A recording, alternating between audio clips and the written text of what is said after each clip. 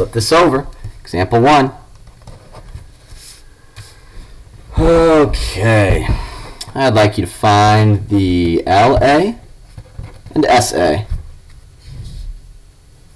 And I'm going to give you another square pyramid. Here, I'll even write that down. Square pyramid. All right. Let's draw a fast square pyramid, folks. Let's do this.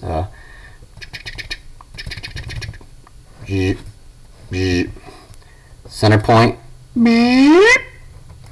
Sorry, am I going too fast? I might be going too fast. Freehand, no rulers. Connect. Connect. Some of you are like, oh my gosh, slow down, dude. And connect.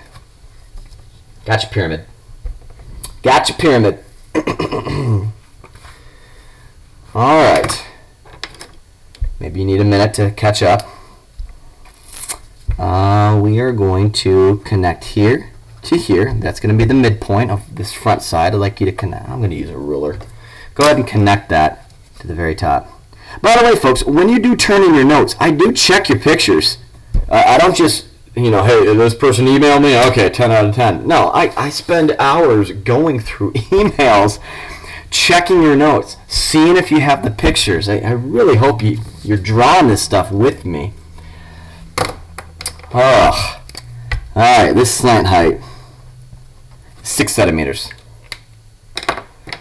And a base edge that I'm going to give you, square pyramid, I'm going to say from here to here is 3 centimeters.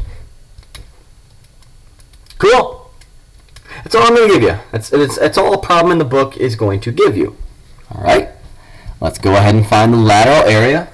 And once we do that, we're going to move on to the surface area. Lateral area. All you really have to do is find the area of one of these triangles and then multiply it by 4. Because this square pyramid has 4 congruent triangles going up to the topmost vertex. So we just need to find the area of that shaded triangle. So area of a triangle, somebody please tell me. Somebody please tell me how to find the area of a triangle. It's 1/2 base times height. That's the area of a triangle. And then we're going to take, that's one triangle. That is the front triangle right there. But then you're going to multiply it by 4 because there's, like I said, 4 congruent triangles going up to the top. So lateral area, 1/2. Base. There's the base. Height. I should have put a little perpendicular symbol right here. They'll have that in the book, folks. They'll have that in the book. Base is going to be 3. The height, which you're probably thinking, well, didn't Mr. Kosal just talk about how the height of the pyramid is right there, and this right here is what we call the slant height? Yes, but the height of the triangle, not the pyramid, the triangle, that's the height. All right. 1/2 base times height. Okay, so lateral area is going to be, well, 3 times 6 is 18. Half of 18 is 9. So the area of this front triangle right here, folks, is 9. Multiply by 4 because you got 1, 2, 3, 4. And everybody, the lateral area of this pyramid is going to be 36. What are the units? Centimeters squared. Perfect. Surface area. Surface area is going to be the lateral area plus a base. I'm talking about that square base on the bottom. This is supposed to be easy, everybody, but well, some of you are not going to make it that way. How do we find the area of a square? It's a square. If that's 3, that's also 3. And that back edge is 3, and this other edge is 3. They're all 3. Area of a square is length times width, or base times height. 3 times 3 is 9. So the surface area is going to be 36 plus 9. So that gives you a grand total of 45 centimeters squared. All right. Folks, I got to give you a tougher one.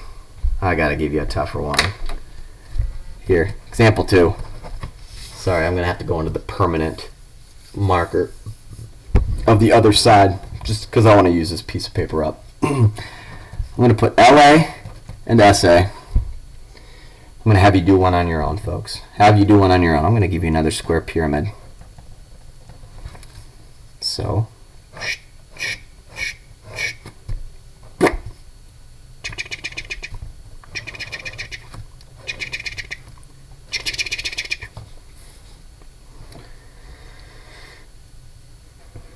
okay. I'm also going to give you the height of the pyramid.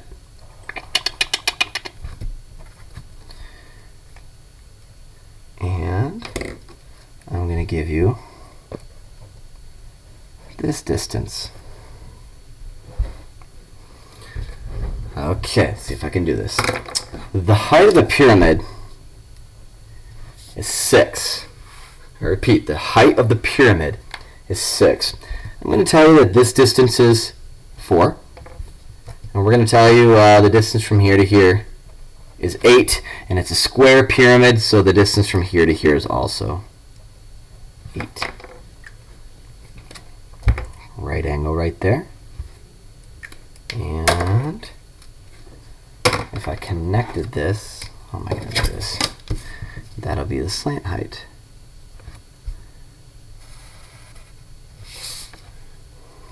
Okay. If you're a little confused by this drawing and you're kind of having a tough time visualizing it, this triangle right here, this right triangle, is on the inside. It's on the inside of the pyramid because this height right here, the height of 6, is inside the pyramid. This 4 is kind of on the bottom of the pyramid, and this slant height right here is kind of going on the slanted triangle up to the top of the pyramid. So that's kind of how you visualize it. Let's go ahead and get started. Lateral area, and we'll do surface area down here. Lateral area. Okay, well, we need to find the area of one of these triangles, and then once again multiply it by 4. So the area is, once again, 1/2 base times height. The base is 8, because that's the base of this yellow triangle. The height, as you can see, we're not given. But how do we do that? You're going to have to use the Pythagorean theorem, folks. Because this right triangle that's on the inside of the pyramid, if you know that this is 6 and this is 4, we need to figure out what the slant height is. So, Pythagorean theorem. This is the hypotenuse because it's across from this right angle here. So let's do 4 squared plus 6 squared equals, let's call it x squared. Okay, what do we got? 16 plus 36 equals x squared. X squared equals 52. I'm getting my phone going. Square root both sides. I know the square root of 49 is 7, so if I had to guess, I'd say 7.2. Just a guess. Just a guess. Just a shot in the jar. Shot in the dark. 52 square root. Oh, I got some skill, folks. 7.2. Let's say 7.2. X equals 7.2. 7.2. Here we go. 1/2 base times height. That's the base of the triangle. That's the height of the triangle. In fact, I'm going to keep this very long decimal in the calculator. So that's the height. I'm just going to multiply that by 8. It's going to give me a more exact answer.